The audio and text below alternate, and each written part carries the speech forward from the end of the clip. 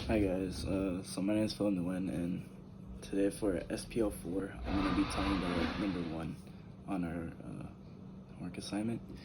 So number 1 asks, what are the differences between a database and a database management system, or other known as DBMS?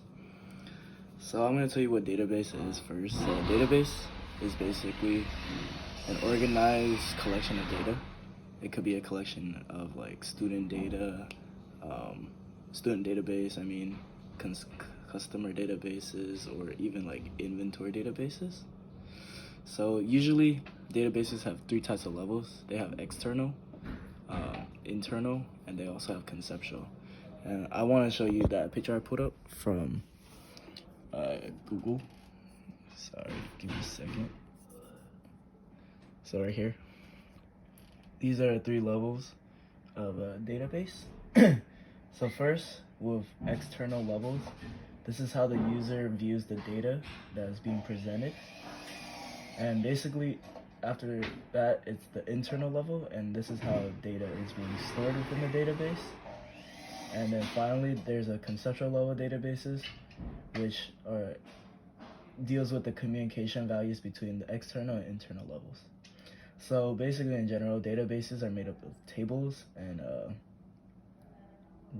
contains lots of rows and columns, similar to an Excel worksheet, but it's not really, because it's more like broad, and you could add way more data within the database itself. So next, we want to talk about what database management systems are. So DBMS, it basically manages the whole entire database itself. So it's one of the most like important things or important components when you want to deal with informational systems. So some of the main purposes of DBMS are to access data, to store data, display it, and then share the share the data, retrieve the data, and generate reports. So a really well-known database management system is actually Microsoft Access, and we use Microsoft Access a lot for a lot of databasing, and it's basically a replacement for Microsoft Excel, because you could just store so much more data, and you have a variety of like what you can do with it. So basically, there are 4 important steps in the database or DBMS, and the 4 are modeling the language, and then data structuring, query languaging, and then the mechanisms and transactions. So when you're for the modeling language, it's pretty self-explanatory. It's just you want to set the specific language defined in the database management systems.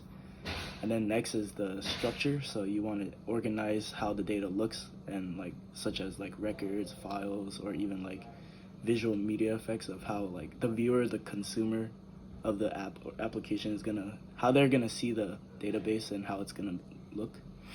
And then next is the query language, and that's basically one of the most popular languages, which is the SQL, which is structured query language, and that's used worldwide, and it's like universal around especially for Microsoft Access. And then on top of that, it's also used for like relational database management systems as well. And then finally, DBMSs, they have something. One of the last important factors is mechanisms for transactions. And then this is basically used to kind of make sure that the records cannot be modified or like changed all at once by certain users. And it also helps with multiplicity and currency. So yeah, that's the difference between database and DBMS. Thank you.